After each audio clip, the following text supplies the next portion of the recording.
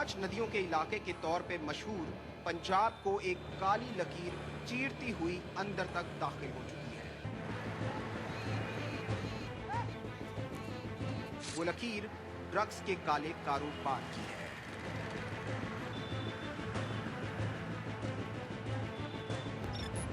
जो अफगानिस्तान से शुरू होकर पाकिस्तान के रास्ते हिंदुस्तान के इस हिस्से में सेंधमारी करती है।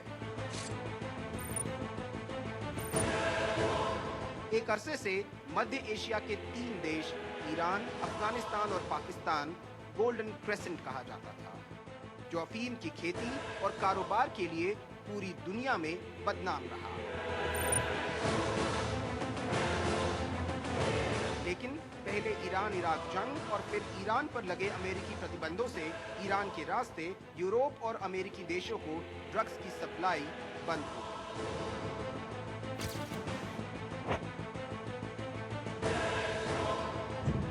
ये वो दौर था जब पंजाब में खालिस्तानी आतंकवाद अपने पांव फंसा रहा था और आतंकी संगठनों ने हथियारों के साथ आमदनी के लिए ड्रग्स की सप्लाई का काम भी शुरू कर दिया। बीते 3 दशक में ड्रग्स के कारोबार को लेकर पंजाब काफी अहम हो गया है।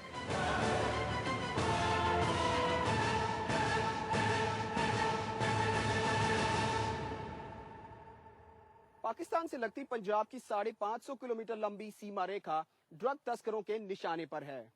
पाक रेंजर्स के नाक के ठीक नीचे ड्रग तस्कर ड्रग्स को पाक सीमा तक लाते हैं और यहां से इसे आगे ले जाने का काम पंजाब के सीमाई गांव में बैठे उनके कारिंदे करते हैं। लेकिन इन दोनों के बीच दीवार की तरह खड़ी है बॉर्डर सिक्योरिटी फोर्स।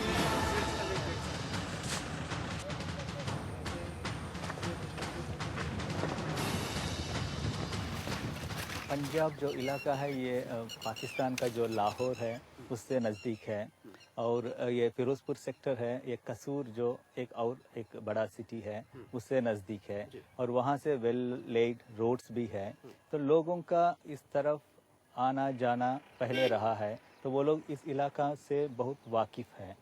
इसकी वजह से क्रिमिनल्स को यहाँ आने के लिए आसानी हो रहा है और हमारा जो फेंस है उसका नज़दीक तक गांव भी है, तो गांव का लोग भी बीएसएफ का जो मूवमेंट है उसको देखते रहते हैं, तो वो देख के फिर इंफॉर्मेशन भी देते हैं कि फलाना लोगों को किसका लोकेशन कहाँ है क्या है।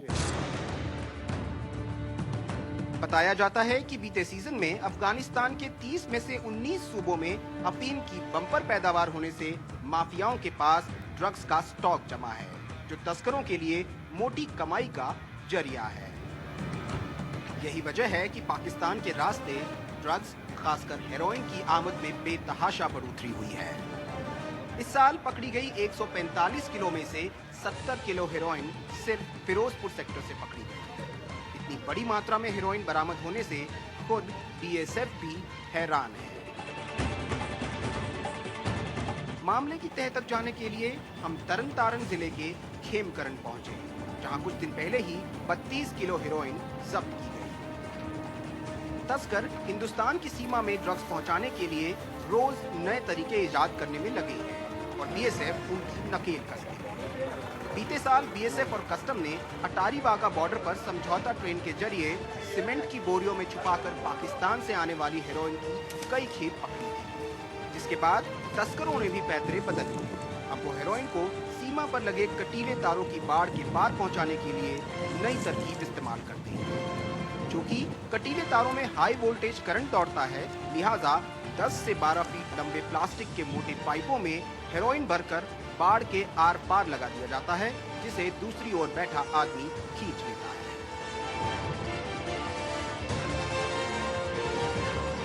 पहले ये होता था कि वो लोग आके फेंक के ओवर द फेंस फेंक के चले जाते थे, बट आजकल उनको पता चल गया है कि बीएसएफ इज़ वेरी अलर्ट। वो लोग डिफरेंट तरीके से उन्होंने किया है। पहले वो लोग पैदल वॉक करते हुए आते थे, बट जब उनको पता चल गया कि हम लोग HHTI हमारा टेक्निकल सर्वेलेंस है उसके थ्रू हम लोग उनको देख रहे हैं, तो फिर वो लोग क्रॉल करना शुरू हो गया है। जब क्रॉल करते हैं, क्रॉप इतना बड़ा हो जाता है, तो जब आदमी क्रॉल करके आते हैं तो पता नहीं चलेगा, जैसे इस तरीके से है। अब आदमी जब क्रॉल करने लगे तो पता नहीं चलेगा। खेमकरन के दर्जनों गांव पाकिस्तान की सीमा से लगते हैं और खेत तो बिल्कुल जीरो लाइन तक है। यही वजह है कि तस्करों को गेहूं और धान की कटाई का बड़ा बेसब्री से इंतजार रहता है। दरअसल भारत पाकिस्तान को अलग करने वाले कटीले तारों की बाढ़ के उस पार भी करीब 150 से 200 मीटर तक भारतीय किसानों के खेत पड़ते हैं और ड्रग तस्कर जीरो लाइन तक पहुंचने के लिए फसलों से लहलहाते खेतों और किसानों का फायदा उठाते हैं। हालांकि बीएसएफ को इस पर लगाम लगाने के लिए कटाई के सीजन में जीरो लाइन तक खेतों की निगरानी के लिए खास इंतजाम करने होते हैं। जिन किसानों के खेत फेंस के उस तरफ हैं, उनके लिए इस तरह से गेट्स बने हुए हैं और इन गेट्स के रास्ते ही किसान अपनी फसल काटने के लिए जा सकते हैं। और आप मेरे पीछे देख सकते हैं कि किस तरीके से अंदर गेट के अंदर जाने से पहले किसानों को पूरी तरीके से चेकिंग की जा रही है, उनके ट्रैक्टर्स की चेकिंग की जा रही है।